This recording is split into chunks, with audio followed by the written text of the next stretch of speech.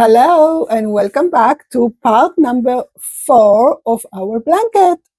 Okay, we are making a blanket, or maybe I'm making a blanket, and I hope you are joining me because this is the crochet along that we are making a stitch sampler blanket, but we are making it together on the go. It's not something that I made before and I'm showing you. It's not a tutorial, but it's a crochet along with me a blanket. So this is part 4. We already worked 3 different stitches, and each one of them there is a video that you can go and watch. The links will be in the description box below. There is a playlist that you can just, go and watch all the videos. And in today's video, we are working a new stitch. Now, every stitch that I use for this blanket, I have a full detailed tutorial in the channel separately for the stitch. So when we start working the stitch, I will put the link for that video somewhere here on the screen, and also it will be in the description box below. So you can go and watch the detailed full tutorial for the stitch if you need it. So, welcome if you're new, or welcome back if you're not. I'm so happy to have you. My name is Sandra, and I am the crochet designer behind Sandra Stitches, and you're here for some crochet goodness. So let's get to our blanket. Now, all details about the blanket, materials, multiples, and everything are in the first video. So go watch that. You'll get all the information. But as general, I'm working with a 5.5 millimeter hook and weight for acrylic yarn. You can use whatever you have at home, or maybe you decide to buy new yarn for this blanket. I'm using my stash, and I have a lot of weight for acrylic yarn that I want to use, and this is the purpose of this blanket. All right, so we already worked the sieve stitch, the first section, the primrose stitch, the second section, and the salt stitch, the third section. And now we are going to work a new stitch. I don't know what's the name of it, but it's a pebble stitch, but in the zigzag with a little bit of movement, because we have the salt stitch that it's very, very boxy, right?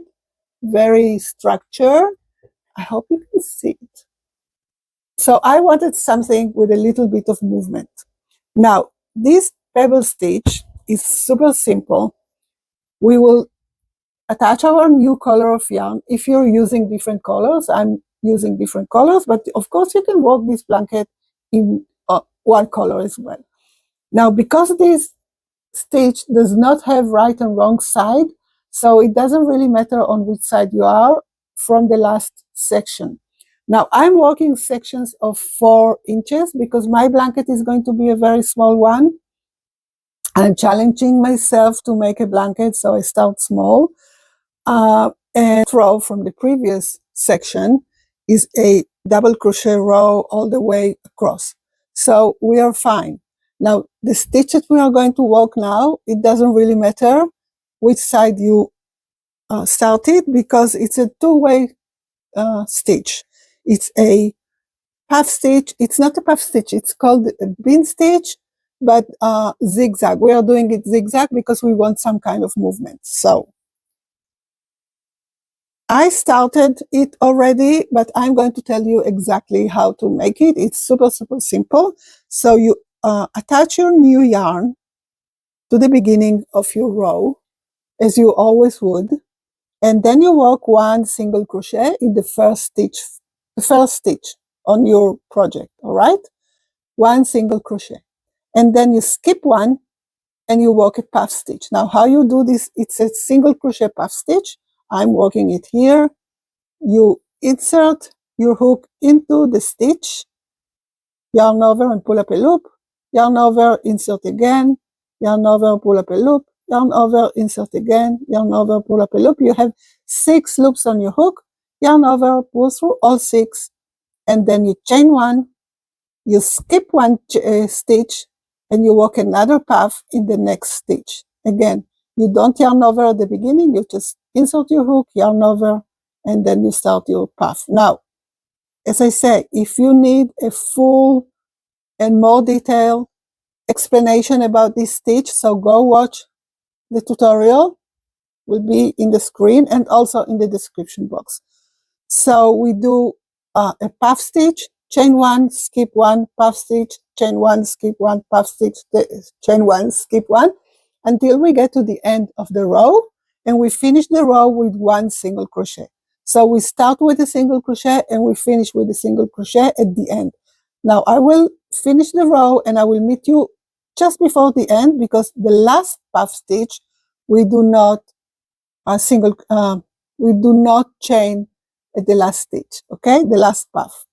So puff stitch, chain 1, skip 1, puff stitch, chain 1, skip 1, puff stitch.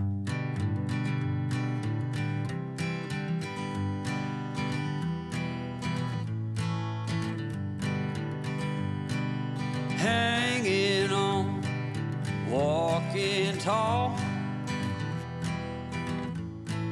Some days I got no use for it all.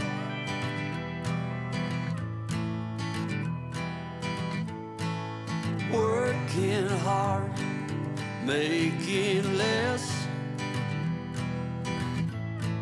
Some days are bad, bad at best.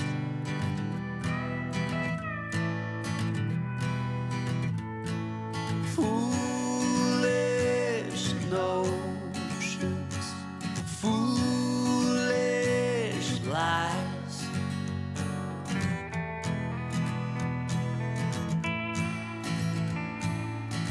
I set to thinking I could make something of me, playing every game except the lottery, serving everybody else and told myself I'm free.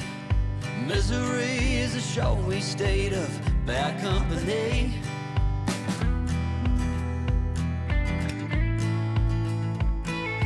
Foolish notions, foolish lies, foolish notions, they cut me down as high. Okay, so we'll go all the way across, puff stitch, chain 1, skip 1, all the way across until we finish the first row, and then I'll show you the second row, which is going to be our repeat row. It's a 1 row repeat, so super simple. Now we are doing this as a zigzag with some movement, so I will show you exactly where to put your puffs so you get this zigzag effect. So puff, chain 1, skip 1, puff,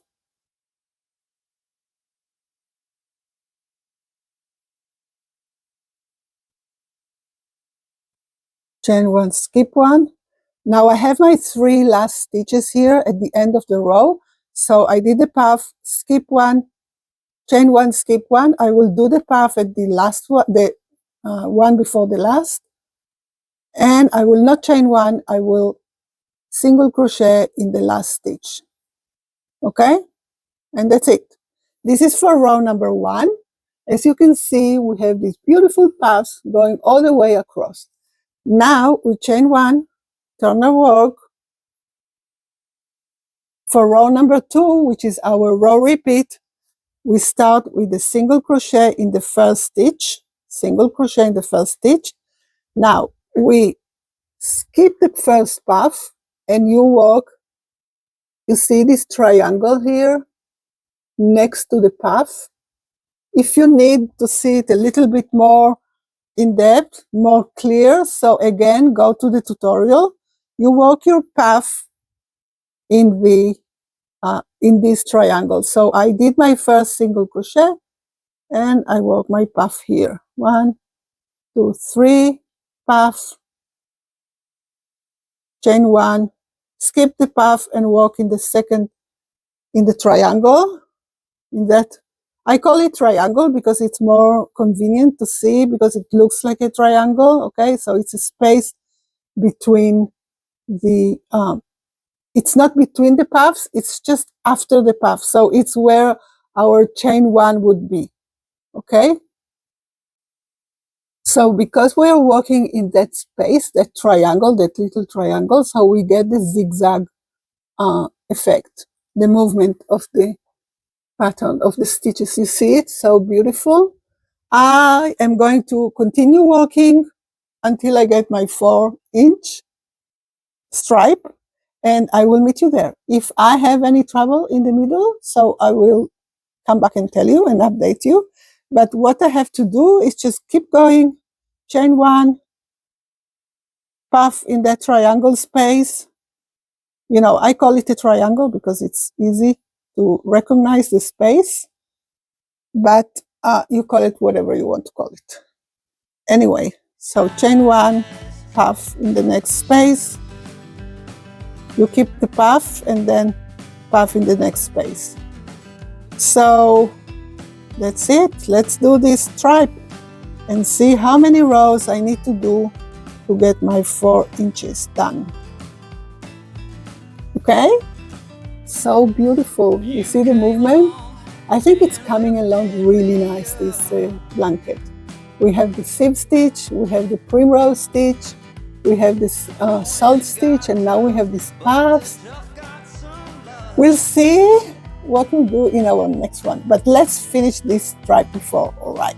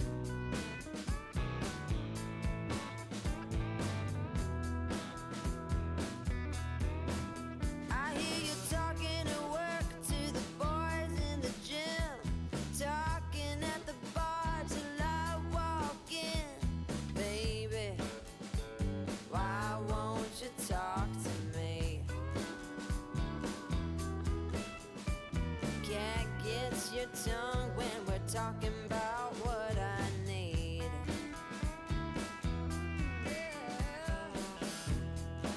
All right, so I'm done with my 4-inch stripe.